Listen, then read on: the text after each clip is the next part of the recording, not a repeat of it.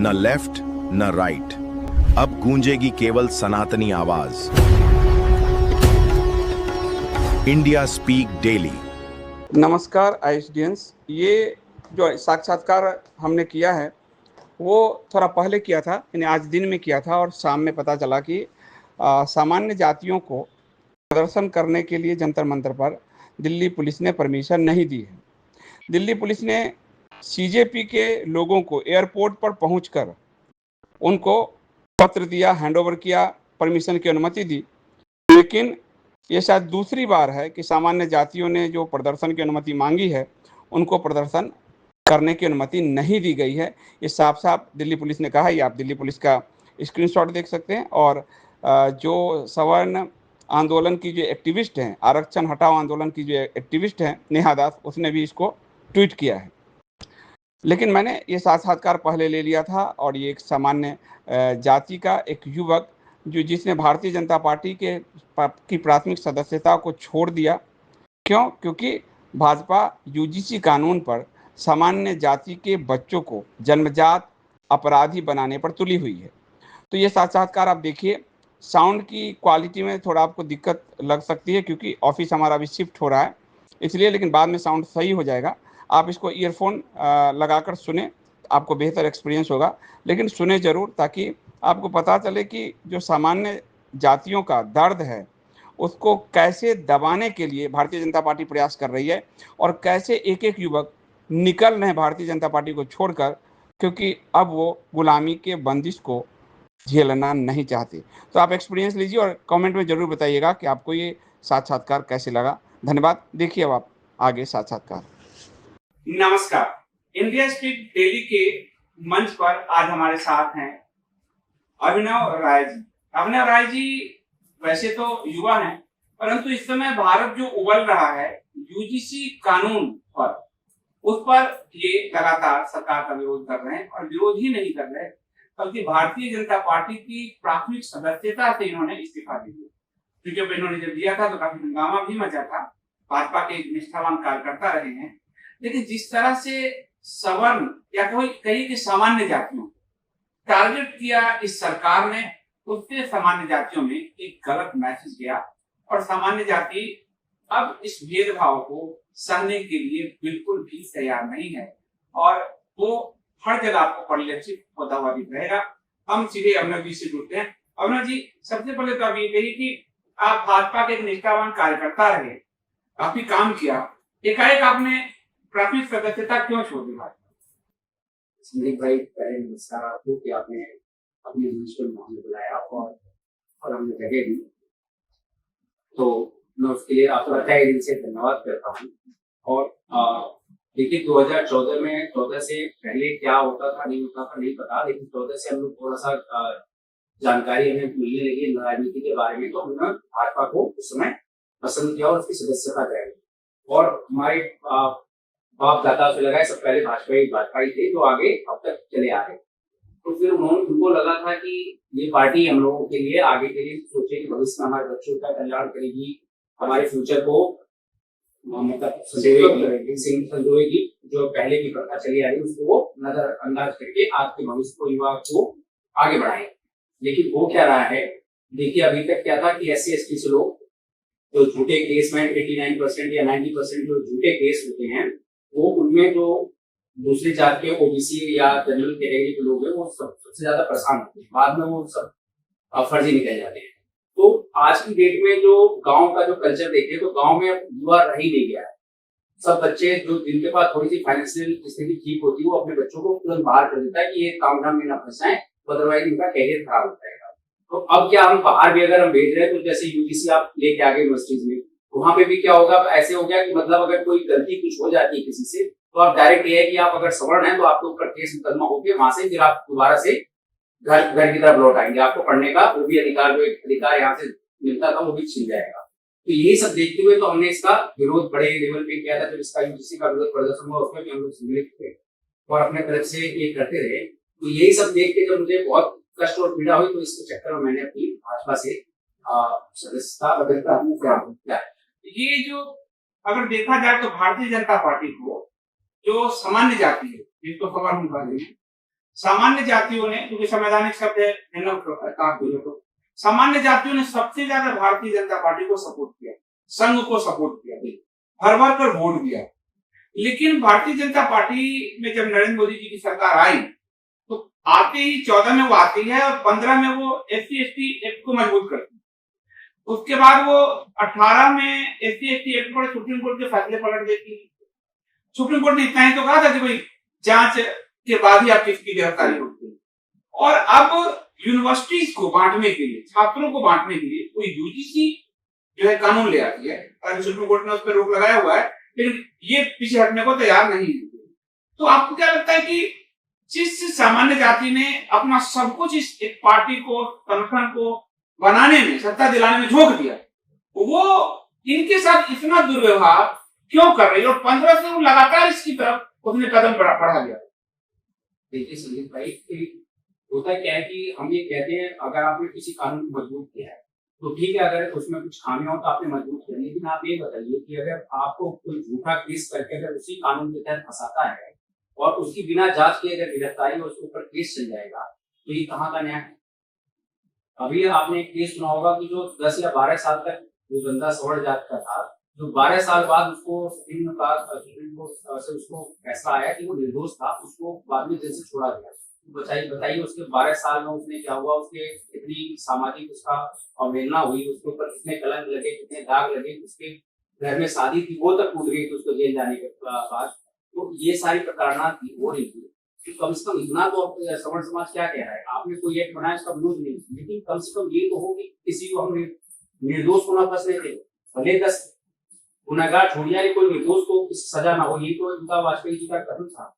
किन्हीं पार्टी के वरिष्ठ नेता थे, तो इनका ये अपने वरिष्ठ नेताओं का भी अगर ये उसका बातों का उल्लंघन अगर कर रहे हैं तो क्या उनसे एक्सपेक्ट करें कि बिना जांच के, बिना फैसले को उन्होंने कह दिया, उसने कह दिया तो वो दोषी मान लिया जाए? ये बहुत गलत है। हम तो बस इतना ही कह रहे हैं कि आप किसी कानून को मजबूत करें, लेकिन पहले अगर उसकी जांच पड़ताल कर लें तब उसको किसी को दोषी ठहराएं। जैसे UGC है, UGC जब आया, अगर आप देखेंगे कि पूरे देश में सामान्य जातियों ने प्रदर्शन किया और जंतर मंतर की तरफ वो आए, और आपने देखा होगा कि सरकार ने जो सामान्य जाति के बड़े बड़े नेता थे या जो प्रतिनिधित्व कर रहे थे उन सबको हाउस अरेस्ट कर दिया, उनको जंतर मंतर पर बैठने नहीं दिया।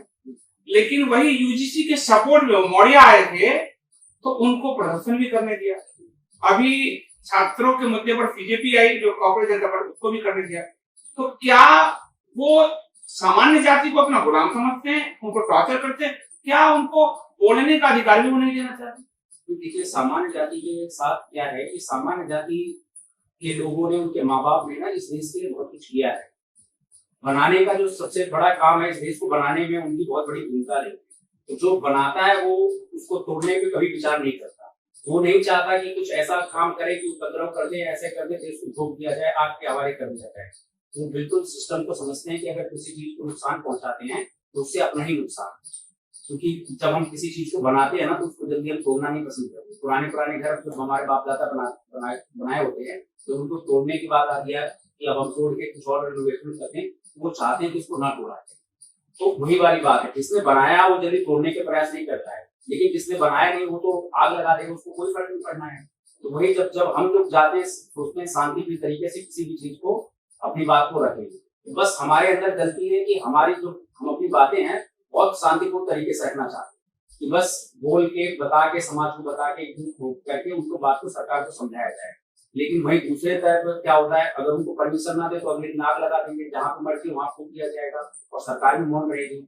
सुनना आज की डेट में परिभाषा यही बन गई, जब तक उपद्रव ना हो जाए, संसद पे चढ़ाई ना हो जाए, तब तक सरकार को कोई भी चीज समझ में आती है। लेकिन फिर भी देखिए 21 तारीख को सवर्ण समाज के बच्चे यूनिट में जो अभ्यर्थी है दुबे जगह है, नाम मुझे हर दुबे ऐसा है, उसने परमिशन लिए जनता पे प्रदर्शन करने की कि उनके साथ जो अन्याय आरक्षण के विरुद्ध तो मतलब आरक्षण का आंदोलन जनरेट हुआ है, तो उनको परमिशन दी गई है 10 से शाम तक के लिए। तो उसमें भी मैं पार्टिसिपेट कर रहा हूँ। और देखिए उनकी भी सबकी यही अपील है कि कोई भी ऐसा काम ना वहाँ पे किया जाए जिससे समाज को, अपने देश को थोड़ा सा भी नुकसान हो। हम अपनी बात रखने आए हैं सरकार के सामने और बात रखें। तो यही बात है कि देखिए कल का क्या होता है। तो कल आप लोगों का जंतर मंतर पे प्रदर्शन है जी और सामान्य जातियों का, और आप लोग आरक्षण हटाओ आंदोलन है, तो यूजीसी से एक कदम आगे जाते हैं। तो आप लोगों को ये लग रहा है कि क्योंकि भारत को स्वतंत्र हुए भी 75 साल से ऊपर हो चुके हैं, नरेंद्र मोदी जी 75 साल अमृत काल ये करते रहे, लेकिन जो अम्बेडकर जी, जो ये बाबा साहब अम्बेडकर कहते हैं, अम्बेडकर जी ने 10 साल का आरक्षण रखा था, भले पॉलिटिकल क्षेत्र में रखा हो, ये लगातार जो बढ़ाते जा रहे हैं। और आरक्षण में अगर आप देखिएगा तो जो आरक्षित वर्ग है जाति, उसमें भी एक दो जातियां हैं, जैसे आप एसटी में लीजिए तो मीना, आप यदि एससी में लीजिए तो आपको दिखेगा जाटा, ओबीसी में लीजिए तो यादव कुर्मी, बाकियों को जो उसका लाभ नहीं मिल रहा है उस पर भी सरकार बात नहीं कर रही है। तो ये लग नहीं रहा है कि अब आरक्षण को खत्म करना चाहिए, अथवा जिन जातियों का रिप्रेजेंटेशन हो गया ज्यादा उनको बाहर करके जो अभी भी पिछड़ी जातियां उनको आरक्षण मिले। तो क्या आप लोग ये जो मांग उठा रहे हैं इसी दिशा में है कि आरक्षण को खत्म करिए पूरा? बिल्कुल, अभी हमारी मांग सिर्फ ये है कि जो सामान्य वर्ग के लिए है, लेकिन हम इसमें चाहते हैं कि जो अदर ओबीसी हैं जिनको इसका लाभ नहीं मिल पाया है, और भी जो एससी जातियों में जिनको लाभ से वंचित रखा गया है, वो भी हमारे साथ इसमें जुटे, कि उनको भी सरकार के पास एक प्रस्ताव ऐसा जाए कि इतने साल हो गया है, कैसे हम अगर एससी में देखा तो जाटों को बढ़ाने के लिए हम आरक्षण लेके आए हैं, उसमें यादव और कुर्मी को बढ़ाने के लिए ये सिर्फ लेके आए आरक्षण, तो और एसटी में देखें तो मीना जो है, मेन जो कौम है, वो सबसे ज्यादा आरक्षण का लाभ लेगी।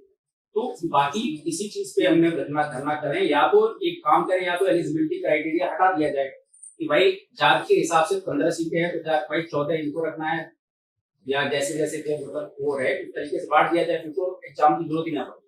क्योंकि आप देख रहे हैं कि जो माइनस नंबर भी होता है उसको भी पीएचडी में एडमिशन मिल जा रहा है कि वो पीएचडी कर सकता है। तो इस तरीके की जो व्यवस्था सरकार कर रही है, दिन कर रही है, तो अब जो जेनजी आ रहा है, तो हमारी बस यही मांग है कि अगर सरकार को लगता है कि 75 साल हो गए, देखिए ऐसे तो अगर 750 साल भी हो जाएंगे तो हम भी वहाँ तक अचीव नहीं कर पाएंगे जो अम्बेडकर और संविधान बनाने वाले लोगों ने सोचा था, वहाँ तक हम कभी अचीव नहीं कर पाएंगे, क्योंकि जनसंख्या बढ़ रही है, नौकरियाँ हो रही हैं कम, और हम सोचे कि सबका प्रतिनिधित्व कर दें, और एक ही परिवार का जो आईएएस है उसका लड़का, ऑब्वियसली सी बात है वो कोचिंग करेगा, तैयारी करेगा, और फिर अगेन उसको मौका मिल जाएगा। और वो जो निर्धन बच्चा है एससी में चाहे एसटी में, वो सेम वैसी पढ़ा है, उसके लिए कोई सुविधाएं नहीं है। तो यही सब व्यवस्था को देखते हुए अब लग रहा है कि हम अब ये मांग करें कि अब आरक्षण को खत्म कर दिया जाए और सबको प्रतिभा का एक मौका दे दिया जाए। जो गरीब है उसको कोचिंग दी जाए कि भाई वो पर्टिकुलर एग्जाम में बैठे तो उसको निःशुल्क कोचिंग मिले, उसको और सुविधा मिले कि वो कोचिंग को करे, और जब एग्जाम आए तो सबके लिए वो सेम हो जाए, उसमें जो नंबर आए उसको आप कह रहे हैं कि शिक्षा में भले आरक्षण दीजिए, उनकी सारी सुविधाएं दीजिए उनको, पढ़ने लिखने सबकी, नहीं, मतलब मैंने एग्जाम में मतलब कोचिंग, जैसे अब इन्होंने नारा दिया कि हम बच्चों को कोचिंग के लिए भी, जैसे इस बार लाल किले से ऐलान किया कि कोचिंग, तो इनकी एक भीम योजना आई है, इसमें एससी एसटी लोगों बच्चों के लिए फ्री निःशुल्क कोचिंग करा रहे हैं कि कॉम्पिटिटिव एग्जाम में बैठने के लिए। उससे पहले जैसे वो तो एससी एसटी और आपको मुसलमानों के लिए फ्री कोचिंग की सुविधा अभी भी है। बिल्कुल, तो वही मैं बता रहा हूँ जो इन्होंने मन से अनाउंस किया है, तो ये सुविधा वो एक पर्टिकुलर वर्ग के लिए है जो देश को बता मुसलमान यानी अल्पसंख्यकों के, बिल्कुल वो अल्पसंख्यकों के लिए है। तो मोदी जी का जो टारगेट है कि ये इस तरीके से बात करके, कि अब उन्होंने ये नहीं बोला कि मैं जय भीम की योजना एससी एसटी के लिए चल रही, उसी तरीके से और लोग वर्गों के लिए भी हम करेंगे। उन्होंने बोल दिया कि हाँ, हम ये कोचिंग की व्यवस्था, एग्जाम में जैसे प्रिपरेशन की व्यवस्था, वो हम स्टार्ट कराएंगे। ठीक, तो वो पर्टिकुलर बताया नहीं है, उन्हीं बच्चों के लिए होगा जो आरक्षित बच्चे हैं, उसमें सामान्य जाति का ऐसा अगर होता तो उनको बोलना चाहिए था कि देश को पता चले कि हाँ भाई ये व्यवस्था थी कि उन सामान्य बच्चों को भी अब कोचिंग निःशुल्क मिलेगी इसमें, लेकिन ऐसा कुछ उन्होंने बोला नहीं है। तो मेरा मानना यही है कि वो उसी तरीके से आरक्षित बच्चों को ही मिलेगी जो पहले से लाभ लेते हैं। जैसे आप लोग ये मांग उठाने जा रहे हैं कि भाई आरक्षण को खत्म करो जी, पर अब तो दूसरी तरफ से ये मांग शुरू होने लगी है कि प्राइवेट सेक्टर में आरक्षण दो। तो मैंने कहा ना, अब तो देखिए मांग की कोई लिमिट नहीं है। अगर आपको मैंने कहा कि उस समय जब संविधान सभा में जब उस समय जातियों का संरक्षण हुआ कि एससी एसटी की जातियां कितनी, तो 600 समथिंग कुछ जातियां थी। आज की डेट में 2500 या 3500 जातियां वहाँ पे क्रिएट हो चुकी हैं। तो ऐसे ही अब कल को जैसे हार्दिक पटेल ने वहाँ पे गुजरात में आरक्षण की मांग की पटेल समुदाय के लिए, तो इसी तरीके से जो जिसका लाठी में दम होगा वो फिर आरक्षित हो जाएगा। तो ये तो मांग अब चलती रहेगी, क्योंकि उन्होंने दिशा दे दिया कि उसका कोई क्राइटेरिया पैमाना नहीं होगा, जो चाहिए जिसकी लाठी में दम होगा वो आरक्षण ले लेगा। तो अब जिसकी लाठी में दम होगा वो आरक्षण लेता रहेगा, चाहे किसी भी वर्ग का हो, चाहे वो संपन्न हो, चाहे गरीब हो। अब सिर्फ लाठी का जोर ही मोदी सरकार में चलेगा, तो उसको आरक्षण मिलेगा। कल अभिनव जी, आपको जब जंतर मंतर पर प्रदर्शन होगा तो आप लोगों की मांग क्या क्या रहेगी? मांग पत्र जो आप सौंपेंगे सरकार को, उसमें मांग क्या क्या होगी? देखिए, मांग ये सवर्ण बच्चों की है कि सवर्ण बच्चे ये कह रहे हैं कि जन्म लेते ही भेदभाव हमारे साथ क्यों शुरू कर दिया गया था। अगर किसी का 3000 साल पहले अगर किसी ने गुनाह किया है हमारे पूर्वजों ने, तो उनमें उन बच्चों का क्या दोष? अगर 3000 साल पहले अगर किसी ने, हमारे पूर्वजों ने, अगर हम कहते हैं गुनाह किया है, तो इसमें बच्चों का क्या क्या दोष जो आज पैदा हो रहे हैं? उन्हें क्या पता कि हमारे पिताजी ने क्या किया था? और कानून भी तो यही कहता है कि अगर पिताजी ने कोई गलत काम किया है तो उसकी सजा उन्हीं को मिलेगी, उनके बच्चों को नहीं मिलेगी। और एक तरफ हम कहते हैं जो पैदा भी नहीं हुआ उसको पहले से ही घोषित कर दिया जाएगा कि ये, इसको आप पैदा होने के बाद उसको आरक्षण की श्रेणी से हटा दिया जाएगा। तो ये कहाँ का न्याय है? दूसरी बात यह है कि उम्र सीमा देखिए, सब बच्चे जन्म अगर एक साथ ले रहे हैं भगवान के उससे, तो संविधान कैसे उनको ये कह देता है कि तुम 27 साल में तुम्हारे लिए नौकरी मतलब प्राप्त करना खत्म हो जाएगा और दूसरे वाले को 35 साल रख दिया जाएगा? ये कैसा भेदभाव? आप बताइए, जन्म के आधार मतलब उम्र के आधार पे भी ऐसा हो सकता है कि वो 27 साल में बूढ़ा हो जाएगा एक लड़का, और एक लड़का 35 साल में बूढ़ा नहीं होगा? तो इसी तरीके से हमारी मांग है कि अगर व्यवस्था अच्छी है, तो हमारे जो सवर्ण नेता बैठे हैं, जो संसद में विधायक बने बैठे हैं, या उनके लिए भी, हाँ, सांसद सांसद बने बैठे हैं, उनके साथ भी यही व्यवस्था लागू कर दी जाए। भाई, अगर उसी परिवार में वो कहते हैं कि वो 75 साल तक हमारे पिताजी बूढ़े नहीं होते, हम 27 साल में बूढ़े हो जाते हैं, तो ये कहाँ का न्याय है संविधान का? मतलब आप उनके ये कहना चाह रहे हैं जैसे आप लोग स्टूडेंट को 27 साल में कैपिंग कर दिया, 38 साल में, कि अब सामान्य जाति के जो बच्चे हैं, अगर उम्र इससे ज्यादा हो गई तो आप परीक्षा में नहीं बैठ सकते। बिल्कुल बिल्कुल आपका कहना है कि इसी तरह सांसदों के लिए, विधायकों के लिए भी हो कि भैया तुम्हारा भी 30-35 साल उम्र हो गया, उसके बाद तुम एलिजिबिलिटी सांसद, तुम्हारी खत्म हो गई, मतलब आप चुनाव नहीं लड़ सकते बिल्कुल हो। चुनाव नहीं लड़ सकते। और जब मैं ये सवर्ण सांसदों पे लागू सवर्ण सांसदों पे, और मैं कहता हूँ और जातियों को भी ये मांग उठानी चाहिए कि हमारे सवर्ण नेताओं को ये आरक्षण का जो आरक्षण है उसको इसमें डाला जाए। और दूसरी बात देखिए, हमें अगर उस कॉम्पिटिटिव एग्जाम में बैठना है, अगर सीट, जैसे मान लीजिए हमें उनसे SC ST वालों से 20% या 30% ज्यादा नंबर लाने पड़ते हैं, तब हमारा चयन होता है। उसी प्रकार हमारे जो सांसद विधायक हैं उनके पास भी ये क्राइटेरिया लागू हो जाए कि अगर उनको 20 या 10% ज्यादा वोट लाना पड़े तब वो सांसद बने।